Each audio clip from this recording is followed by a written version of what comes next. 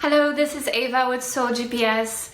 In today's video, I wanted to reach out to all of you who are stuck inside a home during this quarantine with a person who is abusive. So whether it's your narcissistic partner or a sibling, or whether it is a spouse or a child, or if it is your mother, your father, whoever. So I wanted to reach out to you and send you some words of support and also understanding and sympathy, because I know how difficult this time can be for all of us, not just for those of us who are stuck with a narcissist, but for literally everyone.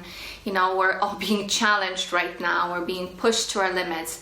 But if on top of it you have to deal with an abusive person, then my heart really goes out to you. So I just wanted to give you a few tips of what you could do to get through this period the best way you can. And I'm not going to put any rosy picture of reality, because it's just unfair. The truth is that it is very difficult what's going on right now, and when you have a person who's an abuser stuck with you inside of a small confined space, then you can just about bet that they're going to look for ways to get their aggression out of themselves, because they're being also challenged by this. And of course, they're then going to look for a punching bag, for anyone they can to get their aggression out on. So if you find yourself being that person, then my heart goes out to you. And I just want you to know that I am here if you'd like to reach out.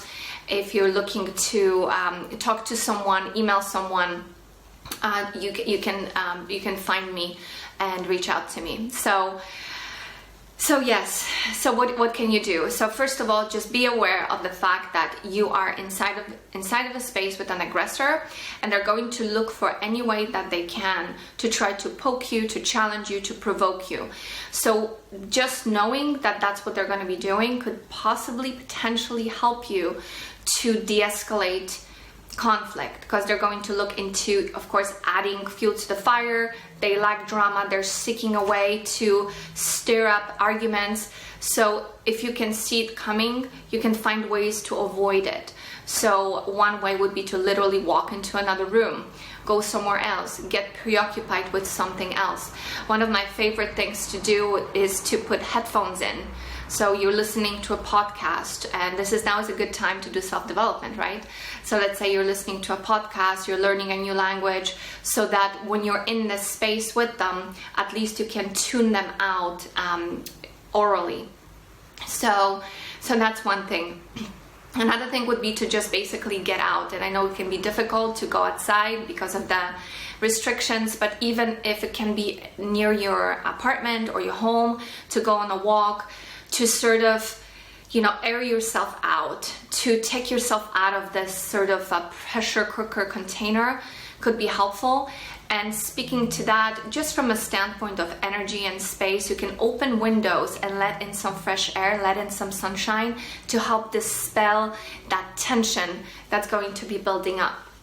Another thing would be to create a safe sanctuary in a corner of your house, a place where you can go, and let's say that's where you do your prayer in the morning, or meditation or yoga, or a little nook where you can read, or maybe this is your bathtub where you go to unwind. I have a memory of someone close to me who would always go into her bathroom when she was taking a bath and cause arguments. So I know that can be also, a place, there's almost like no place that they won't penetrate, right? But you can try that and lock yourself in, and again, put headphones on, put some music on, just to try to escape and get away. Another thing would be to just get really preoccupied with something. So let's say if you have a child, you're playing with the baby, you're just tuning everything else out, and then you can just say, I am here with the baby, so I need some space, leave me alone, let's talk about this later, right? And so on. So looking for those mini tiny opportunities. Another way to escape would be to find a good book, that you can read.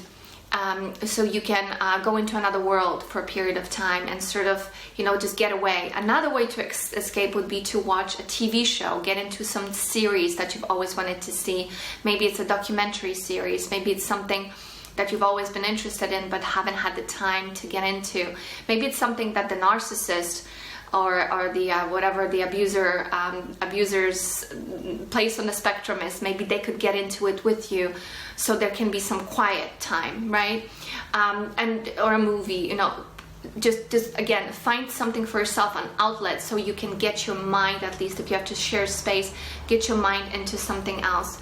What else? I'm just looking at some notes I have here. So yeah, they're gonna be watching you, they're gonna be trying to isolate you, and now it's like a perfect opportunity, right? Because that's what narcissists always wanna do. They wanna have you under the radar. So now this is the time. So again, being very clever, being very smart about finding ways to escape, whether it's mental or literally physically walking out. What else? So they're going to be, they're going to try to rattle you. They're going to try to, do anything to throw you off balance. Something I saw in another video that a woman made that I think is really worth repeating, and that is to be very careful about your journaling during this time, and also your search history, whether it's on YouTube or whether it is online in general. You want to keep deleting it, because if they know that you've watched this video, or if they know that you've been, making journal entries about, how much you just can't stand being there with them and how they're a narcissist and this and that, you probably don't want to do that. A safer way to go would be to actually type your journal entries into a Word document and then delete it. Of course, you want to do it when they're not there, when they're not looking over your shoulder, but then just not save it. So it becomes a way to sort of, get all your frustrations out on the piece of paper or on the screen, and then either destroy the paper or delete the file, or rather just not save it, right? And then delete on its own. So that would be one way to do it. But yeah, be very careful, because they're gonna be, now they have extra time, so they're gonna be watching things, they're gonna be spying on things. You may wanna look into changing your passwords on your social media, also your passwords on just on your phone, on your computer, because they may be snooping around. So be careful with that. And what else can I tell you here? This pretty much just about sums it up. There isn't really, unfortunately, all that many things we can do, but there may be things that I have not come up with, that I have not thought of. So if any of you would love to share, if you have any tips for what to do, then I just want to invite you in and ask you to post a comment and write down some ideas. But this idea, this image of a sanctuary just keeps surfacing in my mind. This idea of creating a little spa moment for yourself, a place where you can breathe and when you can relax. Because what's really important is that you remember who you are. So you don't let this person hijack your reality. So you don't let them gaslight you to the point where you don't know what's real, because they're going to try to do it. It's who they are, right? Again, to come back to the question I keep getting, even though I've answered it so many times, so many videos, people still keep asking, like, can they change? Is it just a part of them? Can they work? It's like, no, they can't change. This is who they are. This is their personality type. It's something that permeates them to the core. The way I like to look at it, it's kind of like with the brain, right? The brain has three basic layers. You have the reptilian brain, which is responsible for instincts, for knee-jerk reactions, things like that. It's responsible for functions in the body, such as breathing and the heartbeat. So they happen without us needing to think about it. Then we have the limbic brain, which is the emotional brain, and the newest brain, which is the cortex. So the way I like to look at personality, or like who we are, is that we have a spirit, right? Just the spirit that animates who we are, the life principle, so to speak, the universal consciousness. And then the next layer that comes on is basically personality. So you can see how deep it is, and then you can add to it habits. You can add to it skill sets. You can change maybe your paradigm or your philosophy about things. All of these things are add-ons that come over the personality, but it's your personality type. It is your temperament that really is going to determine how you're going to be responding to the stimuli that basically come at us moment to moment in life. So if you're dealing with an abuser, with a person who is a narcissist, then they come from a place of survival. They come from a place of attack and confrontation. So we can't change that. It's not that it's just a small part of them, because we're all, even the most gentle empath is going to be capable of lashing out from a place of aggression and anger. Sometimes it's like, yeah, about time, dude, like about time we put your foot down. But that becomes just a part of who we are. It's an outlet. It's a mechanism of the persona, but it's not the entire persona. So we need to get over this thinking that these people can change. They can't. I know it's a very hard truth to swallow. Trust me, I've known a lot of people who I thought were so amazing, but they couldn't really. I thought they were amazing. Let's just put it this way. Let's bring it level down, because that sounded a little bit too enthusiastic. Because they seem amazing at first sight, but because they can't overcome it, they are stuck in their own cycle of grandiosity, their own cycle of they're a covert narcissist. They're constantly fighting these two sides of themselves. Where one side tells them they're amazing, the other part tells them no, you're not. And so, they're bringing that in. They're bringing all of those things in to the relationship with you, and it's contagious. I don't mean it's contagious that you can become like them, but you're going to feel there's a transference of energy that occurs, which then starts to make you feel like you're going crazy, right?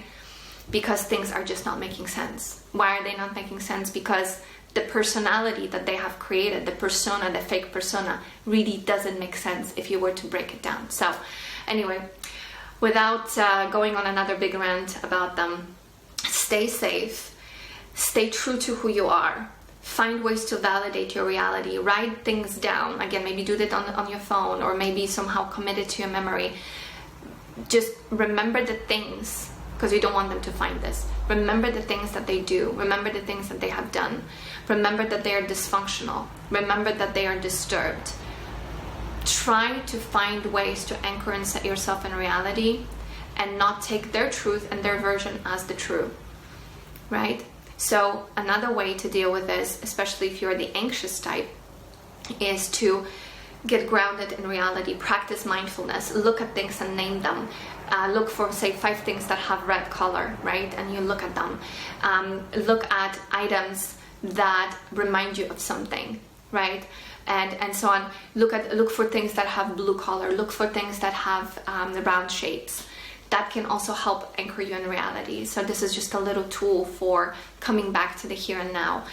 And last thing I want to say is that when we cook, when we make food, when we nurture our bodies, when we nurture our families, if we have children, that's another good place to channel your inner empath, is into your food as you are preparing it.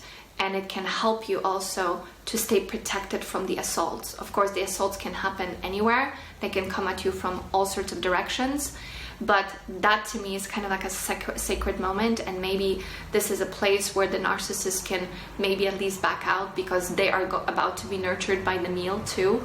So maybe they can have at least, some respect towards that. I don't know, but this keeps coming up to me. The baths in the bathroom, the food in the kitchen, those little sacred areas, those little sacred rituals. Of course, don't be surprised when they trample all over it.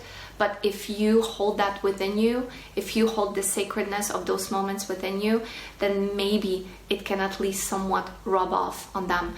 And if it doesn't, and if you can't do anything about it, just remember, put your ear pods in your ears, put yourself in a different zone, and try to escape that way.